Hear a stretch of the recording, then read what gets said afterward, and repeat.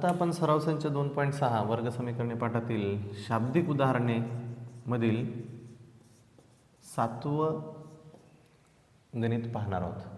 काय आहे गणित वाचून घेऊ एकदा. एका नदीत बोटीने प्रवाहाच्या दिशेने 36 किलोमीटर जाऊन परत त्याच जागेवर येण्यास प्रतीकला 8 तास लागतात. बोटीचा संथ पाण्यातील वेग ताशी 12 किलोमीटर असल्यास प्रवाहाचा वेग काढा. आता गणितात बोटीबद्दल माहिती दिलेली आहे. एक बोट एका नदीत आहे समजा, ठीक आहे ना. एक नाव एका नदीत आहे. आता नदी कशी वाहती असते, नदीला एक प्रवाहाचा वेग असते है ना. नदी अशी असं नाही होत की नदी आताच पूर्वेकडे चालली आताच पश्चिमेकडे चालली असं नाही होत है ना. नदीचा एक वाहण्याची एक दिशा असते, तर त्याला म्हणलं प्रवाहाची दिशा, ठीक आहे ना. मग इथं प्रवाहाचा वेग म्हणलं आहे त्याला आपण. आता समजा हे पाणी आणि या पाण्याचा संथ म्हणजे सध्या पाणी वाहत नाही आहे समजा, ठीक आहे ना. आणि अशा वेळेस जर का याच्यात बोट असेल आणि बोट जर का प्रतीक चालवत असेल तर बोटीला समजा प्रतीकला या दिशेला जायचं असेल, ठीक आहे ना. पाणी शांत आहे, जागेवर आहे. तर अशा वेळेस बोटीचा वेग दिला आहे इथं 12 किलोमीटर प्रति तास, जेव्हा पाणी संथ आहे तेव्हा, ठीक आहे. नंतर काय झालं की आता पाणी समजा वेगात आहे, पाण्याचा एक प्रवाह आहे, समजा पाणी या दिशेने चाललंय. आणि आता जर का या पाण्यात जर का बोट टाकली तर आता बोटीचा वेग संथ पाण्यातला होता 12 किलोमीटर प्रति तास आणि आता प्रवाहाचा पण काहीतरी वेग आहे, प्रवाह पण वाहत आहे आता. तर मग आता अशा वेळेस जो एकूण वेग आहे तो वेग काय होईल, तर बोटीचा वेग अधिक प्रवाहाचा वेग.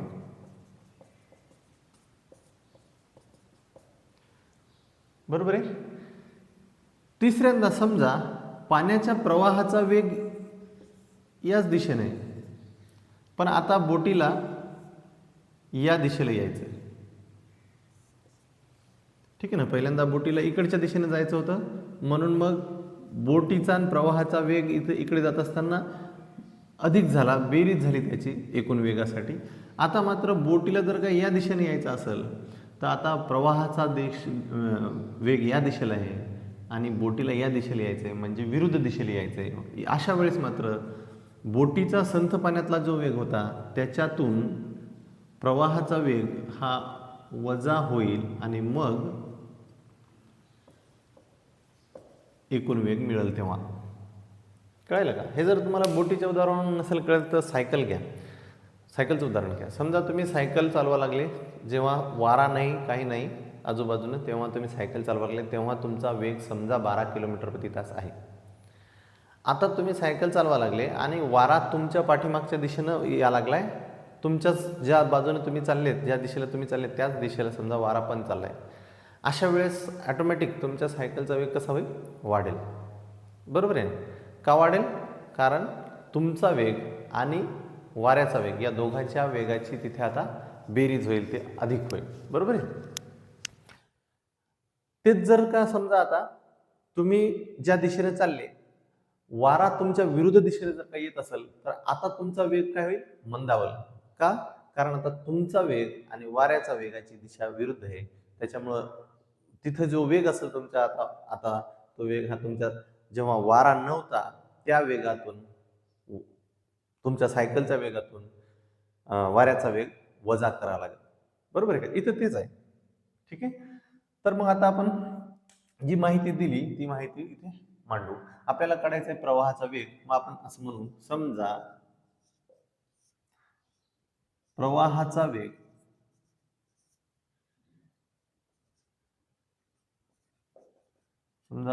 वेग आपण ताशी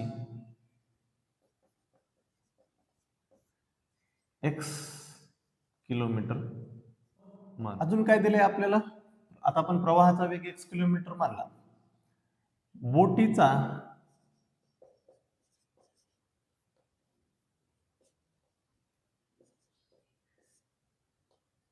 संथ पाण्यातील, म्हणजे जेव्हा पाण्याला वेग नाही, ठीक आहे ना, तेव्हाचा संथ पाण्यातील वेग किती दिलाय? ताशी 12 किलोमीटर है ना, किंवा 12 किलोमीटर प्रति तास. ठीक आहे. नंतर आता प्रतीक एकदा पाण्याच्या प्रवाहाच्या दिशेने चालला आणि एकदा पाण्याच्या प्रवाहाच्या विरुद्ध दिशेने याला, बरोबर आहे का? मग पाण्याच्या प्रवाहाच्या दिशेने किती चालला तो? 36 किलोमीटर. पाण्याच्या प्रवाहाच्या विरुद्ध दिशेने किती यायला लागला? पुन्हा त्याच जागेवर जाऊन वापस यायचं म्हणल्यावर 36 किलोमीटर है ना. कारण ज्या जागेवरून निघला तो त्या जागेवरून 36 किलोमीटर पुढे जाऊन पुन्हा परत त्याच जागेवर यायला लागला है ना. एकदा प्रवाहाच्या दिशेने, एकदा प्रवाहाच्या विरुद्ध दिशेने, बरोबर आहे का? ठीक आहे. तर मग प्रतीकचा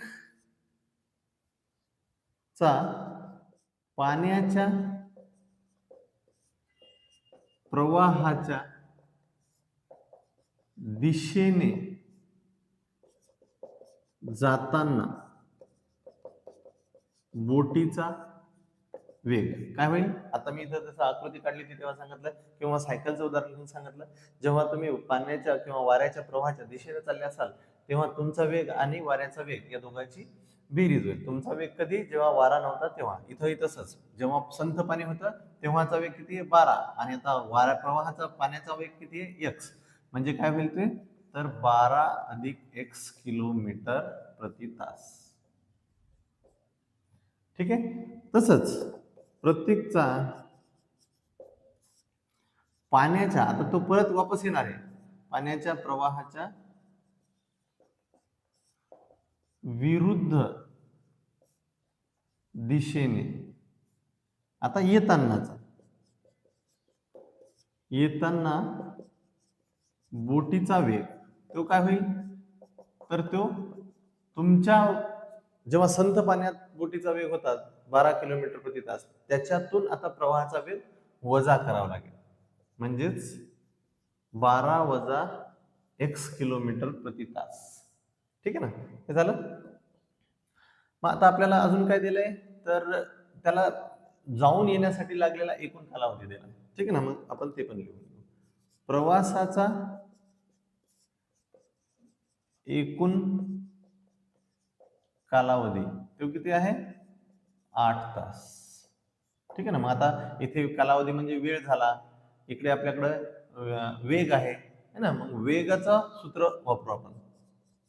ठीक आहे ना. तसेच वेग बरोबर काय असते? अंतर, जे तो दरवेळेस 36 किलोमीटर कापा लागला, जात असताना पण येत असताना पण है ना. तर वेग बरोबर अंतर छेद वेळ.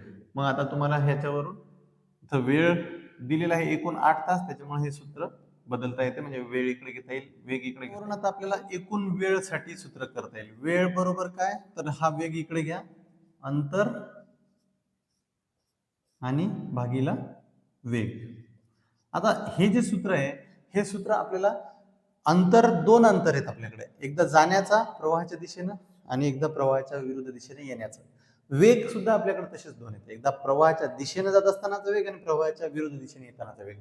पण एकूण वेळ मात्र आपल्याला दिलेला आहे, त्याच्यामुळे जाण्या आणि येण्याचा मिळून वेळ दिलेला आहे आपल्याकडे. त्याच्यामुळे आपल्याला असं सूत्र वापरता येते, एकूण प्रवासाचा वेळ बरोबर, एकूण वेळ बरोबर काय? तर प्रवाहाच्या दिशेने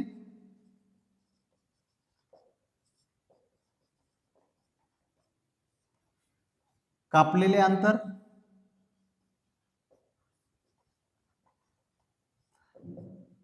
भागीला अंतर भागीला वेग. प्रवाहाच्या दिशेने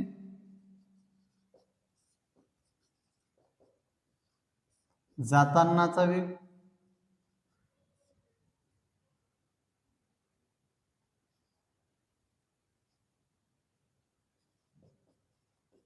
तसंच प्रवाहाच्या दिशेने जसं आहे तसंच आता अधिक प्रवाहाच्या विरुद्ध, म्हणजे पुन्हा परत यायचंय ना, त्याच्यामुळे विरुद्ध दिशेने कापलेले अंतर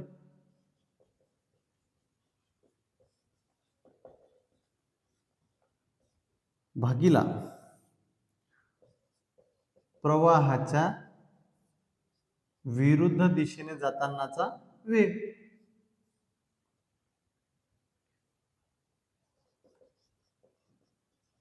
प्रवाहाच्या विरुद्ध येतानाचा वेग. या एकाच सूत्राला आपण फोडून लिहिलं, कारण जाऊन येऊन करण्याचा वेळ दिलेला आहे आपल्याला. तो वेळ दोन गोष्टीसाठी वापरलाय, एकदा जात असताना एकदा येत असताना मिळून, है ना. मग त्याच्यासाठी जात असतानाचं अंतर भागीला जात असतानाचा वेग, तसंच इकडे येत असतानाचा अंतर आणि येत असतानाचा वेग, है ना. मग आता इथे याच्या सूत्रात टाकतात आपल्याला एकूण प्रवासाचा वेळ किती, 8 तास. प्रवाहाच्या दिशेने कापलेले अंतर किती होते, प्रवाहाच्या दिशेने पण आणि प्रवाहाच्या विरुद्ध दिशेने पण 36 किलोमीटर जाऊन येऊन करायचंय, है ना. 36 किलोमीटर जायचं आणि 36 किलोमीटर यायचं, म्हणजे इथे 36 असणार अंतर भागीला प्रवाहाच्या दिशेने जातानाचा वेग काय होता, प्रवाहाच्या दिशेने बोटीचा जात असतानाचा वेग काय होता, 12 अधिक x. तसंच इकडे प्रवाहाच्या विरुद्ध दिशेनं किती किलोमीटर जायचं होतं, 36 किलोमीटर, आणि मग प्रवाहाच्या विरुद्ध दिशेने जात असतानाचा बोटीचा वेग काय होता, 12 वजा x. इथपर्यंत कळलं. आता ह्याच्यातून आपल्याला वर्ग समीकरण तयार करायचं आहे आणि मग वर्ग समीकरणाला सोडवायचं आहे. मग वर्ग समीकरण बनवायचं आधी त्याच्यासाठी काय करायला लागेल, समजा याच्यातून पहा, आता एक तर तिरपा गुणाकार करून घेऊ याचा, किंवा याच्यातून आधी कॉमन काढू, समजा सामायिक काढू. आपण काय करू, आधी त्याच्यातून सामायिक काढू. समजा 8 बरोबर जर का 36 सामायिक काढली मी, ती उरते 12 अधिक x आणि तो उरते 12 वजा x. ठीक आहे ना. वरून मी 36 सामायिक घेतली. आता 36 ला इकडे पाठवून देऊ आपण. हे 8 आणि 36 असे होते, हे 36 इकडे छेदात येतील, इकडे उरल फक्त असं. ठीक आहे. आता ह्याचा तिरपा गुणाकार करून घेऊ, याला आधी भाग देऊ, है ना. किती 4 2 8 आणि 4 9 36, म्हणजे 2/9 बरोबर. आता याचा तिरपा गुणाकार करू, हे 12 वजा x 1 12 वजा x अधिक हे 12 अधिक x 1 12 अधिक x आणि छेदात 12 अधिक x गुणिला 12 वजा x. ठीक आहे ना. हे वजा x अधिक x कटले, इथे काय ते 12 आणि 12 24 छेदात हे दोन कंस एकमेकाला गुणाकारात येतं आणि या दोन्ही कंसातले जे पद आहेत सारखे येतं, फक्त चिन्हाचा फरक आहे. याचं कसं लिहिता येत असते तुम्हाला आठवत असेल सूत्र, याला असं लिहिता येत असते a प्लस बी एका कंसात मल्टिप्लाय दुसऱ्या कंसात a मायनस बी असेल तर a square minus b square लिहिता येत असते आपल्याला, है ना. ठीक आहे. आता इथं हे 2/9 आणि येथे 24 पण इकडे आणतो मी, म्हणजे इकडे काय उरेल मग फक्त 1/12चा स्क्वेअर वर्ग, म्हणजे किती 144 वजा x चा वर्ग. ठीक आहे ना. याला पण कट करतो मी, 12 करतो आणि 12 9 108 करतो मी, 1/144 वजा x चा वर्ग. ठीक आहे. इथपर्यंत कळलं का. इथं हे 12 दोन्ही 24 केले मी, है ना, म्हणजे 12 12 9 108 झाले. आता याला वर घेऊ इकडे आणि याला वर घेऊ इकडे. ठीक आहे ना. तर मग हे कसं होईल, किंवा या दोघांना पण उलट करता येते आपल्याला, है ना. नव्या वर्गात होतं आपल्याला इन्व्हर्टिंग किंवा इन्व्हर्टेंडो. हे कसं ते 108 बरोबर 144 वजा x चा वर्ग. अजून आपलं वर्ग समीकरण तयार झालं नाही. ठीक आहे ना. मग आता याला सामान्य रूपासारखं मांडू. याला x वर्गला इकडे घेऊ, 144 ला सुद्धा इकडे घेऊ, किंवा फक्त 144 लाच इकडे घेऊ. ठीक आहे ना. मग काय होईल, 108 144 जर काही इकडे आला तर वजा होईल आणि बरोबर काय उरला, वजा x चा वर्ग. मग 108 मधून 144 जात नाहीत, 144 मधून 108 गेली, काय उरले 36 वजा, है ना, मोठ्या संख्येचं चिन्ह. दोन्हीकडचे वजा जर का कट करतो म्हणलं तर x वर्ग बरोबर 36 झाले. मग वर्गमूळ घ्या, वर्गमूळ घेऊ तर काय झालं, x बरोबर अधिक वजा 6. मग आता अधिक पण आहे वजा पण आहे. मग आता इथे आपण x काय घेतलं होतं, तर x हा प्रवाहाचा वेग होता ताशी, है ना. मग प्रवाहाचा वेग हा वजा नसेल, त्याच्यामुळे आपल्याला लिहिता येते पण पाण्याच्या प्रवाहाचा वेग ऋण 6 नसेल किंवा नसतो. ठीक आहे ना. म्हणून पाण्याच्या प्रवाहाचा वेग काय असेल तर ताशी किंवा 6 किलोमीटर प्रति तास. कळलं? अशा पद्धतीनं आपलं उत्तर येतं. मी हे पुन्हा समजावून सांगतो, एकदा लक्ष ठेवा. एका नदीत बोटीने प्रवाहाच्या दिशेने 36 किलोमीटर जाऊन त्याच जागेवर येण्यास प्रतीकला 8 तास, त्याच जागेवर परत येण्यास प्रतीकला 8 तास लागतात. ठीक आहे ना? म्हणजे काय, तर एका जागेवरून बोट सुरू करायची, 36 किलोमीटर जायचं, पाण्याच्या प्रवाहाच्या दिशेनं जायचं एकदा, आणि एकदा पाण्याच्या प्रवाहाच्या विरुद्ध दिशेनं परत पुन्हा या जागेवर यायचं, आहे का नाही? तर जर का पाण्याचा प्रवाह जर का एखाद्या दिशेला असेल नदीचा, तुमची दिशा तुम्ही बदलू शकाल, पण पाण्याच्या प्रवाहाची दिशा थोडी ना बदलणार आहे नदीच्या, है ना? तुम्ही तिकडे चालले, तुम्ही तिकडून परत वापस येसाल तुमच्या जागेवर, जिथून तुम्ही गेले होते त्या जागेवर, पण पाणी थोडे ना तिकडे जाऊन पुन्हा वापस येणार आहे. म्हणजे तुम्हाला 2 वेळा वेगवेगळा वेग मिळणार आहे, एकदा जात असतानाचा वेग, एकदा येत असतानाचा वेग. ठीक आहे ना? तर प्रतीकला 8 तास लागतात. नंतर बोटीचा संथ पाण्यातील वेग दिलाय 12 किलोमीटर प्रति तास. जेव्हा पाणी वाहत नसेल तेव्हा बोट प्रतीक किती वेगाने चालू शकते, तर त्याचा वेग दिलाय 12 किलोमीटर प्रति तास. ठीक आहे ना? तर मग पाण्याच्या प्रवाहाचा वेग किती असेल ते काढायचं सांगितलं आपल्याला. ठीक आहे? आता तुम्हाला हे कळते की म्हणजे सायकलच्या जे उदाहरण दिले मी त्याच्यावरून तुम्हाला कळते ते की जेव्हा वारा नसेल तेव्हा आपण जर का सायकल चालवायला लागलो असेल तर तो आपल्या सायकलचा वेग झाला. ठीक आहे ना? पण जर का आपल्याला ज्या दिशेने जायचं त्याच दिशेने जर का वारा पण असेल तर आता मात्र आपला वेग ऑटोमॅटिक वाढणार आहे, कारण आपल्या वेगात जो जेव्हा आपला वेग शांत वारा असतानाचा होता त्या वेगात आता वाऱ्याचा वेग अधिक होणार आहे ना, मिळवल्या जाणार आहे, आणि त्याच्यामुळं नवीन वेग हा त्या 2 वेगाच्या बेरजे एवढा असेल. म्हणजे आपला वेग सायकलचा अधिक वाऱ्याचा वेग. ठीक आहे ना? आता तेच जर का आपण तिकडे जाऊन पुन्हा परत येत असेल, आपण वाऱ्याची मात्र दिशा तीच असेल समजा, तर आता काय होणार आहे, वारा आपल्या सायकल चालवण्याला विरोध करणार आहे. मग अशा वेळेस आपल्या सायकलचा वेग काय होईल, तर जेव्हा वारा नव्हता तेव्हाच्या वेगातून वाऱ्याचा वेग वजा करा लागेल, तेव्हा ती जी वजाबाकी मिळेल तेवढा आता सायकलचा वाऱ्याच्या वेगाच्या विरुद्ध दिशेने जात असतानाचा वेग असेल. इथेही तसंच आहे. मग आता पाण्याच्या प्रवाहाचा वेग काढायचा म्हणून काय केलं, तर पाण्याच्या प्रवाहाचा वेगच आपण ताशी x किलोमीटर घेतला. मग संथ पाण्यातला वेग दिला ते लिहून घेतला की संथ पाण्यातल्या बोटीचा वेग काय आहे, तर 12 किलोमीटर प्रति तास आहे. ठीक आहे? आता प्रतीक जेव्हा पाण्याच्या प्रवाहाच्या दिशेने चालला असेल तेव्हा बोटीच्या वेगात पाण्याच्या प्रवाहाचा वेग ऍड होणार आहे, अधिक होणार आहे, वाढणार आहे. त्याच्यामुळं प्रतीकचा पाण्याच्या प्रवाहाच्या दिशेने जात असताना बोटीचा वेग काय होईल, तर संथ पाण्यातला बोटीचा वेग अधिक प्रवाहाचा वेग, या दोघांची बेरीज. तसंच प्रतीक आता पाण्याच्या प्रवाहाच्या विरुद्ध दिशेने जेव्हा परत येईल तेव्हा त्याच्या बोटीचा वेग काय असेल, तर संथ पाण्यातला बोटीचा वेग म्हणजे 12 किलोमीटर प्रति तास वजा प्रवाहाचा वेग x, म्हणजे 12 वजा x किलोमीटर प्रति तास असेल. आता एकूण प्रवासाचा कालावधी दिलाय 8 तास. 36 किलोमीटर जाणे, 36 किलोमीटर येण्यासाठी लागलेला वेळ दिलाय 8 तास. म्हणजे हे जे 8 तास आहेत, या 8 तासातलाच काही वेळ हा प्रवाहाच्या दिशेने जाण्यासाठी लागलाय आणि प्रवाहाच्या विरुद्ध दिशेने येण्यासाठी लागलाय. मग ह्याच्यासाठी वेगाचं सूत्र वापरलं. वेग म्हणजे काय आठवते का तुम्हाला? वेग म्हणजे अंतरछेद वेळ, बरोबर आहे, अंतर्भागीला वेळ. ह्याच्यावरून वेळ दिलेला असल्यामुळे वेळेसाठी सूत्र बनवलं. वेळ इकडे घेतला, वेग इकडे घेतला. वेळ बरोबर काय लिहिता येते? अंतर्भागीला वेग, बरोबर आहे. पण आता हे जे वेळ आहे, हे वेळ 2 गोष्टीसाठी वापरलाय, जाताना आणि येतानासाठी. मग अंतर पण 2 आहेत आणि वेग पण मग 2 आहेत. मग ह्या सूत्राला मी फोडून 2 वेळा असं लिहिलं की एकूण प्रवासाचा वेळ बरोबर प्रवाहाच्या दिशेने कापलेल्या अंतर भागीला प्रवाहाच्या दिशेने जातानाचा वेग, ह्याच सूत्राला असं लिहिलं, अधिक प्रवाहाच्या विरुद्ध दिशेने कापलेले अंतर भागीला प्रवाहाच्या विरुद्ध दिशेने येत असतानाचा वेग. मग आता हे दोन्ही गोष्टी आहेत आपल्याकडं, अंतर पण आहे, वेग पण आहे. अंतर पण आहे, वेग पण आहे. अंतर तर दोन्ही वेळेस सारखंच आहे, 36 किलोमीटर प्रवाहाच्या दिशेने जात असताना आणि प्रवाहाच्या विरुद्ध दिशेने जात असताना. मग हे 36 ठेवले वर अंतरासाठी, आणि खाली वेग आहेत, तर हे वेग आपण इकडे काढले. जेव्हा दिशेने प्रवाहाच्या दिशेने जाते तेव्हा 12 अधिक x आहे वेग, आणि जेव्हा प्रवाहाच्या विरुद्ध दिशेने जाते तेव्हा 12 वजा x आहे. याच्यावरून आपण वर्ग समीकरण बनवलं.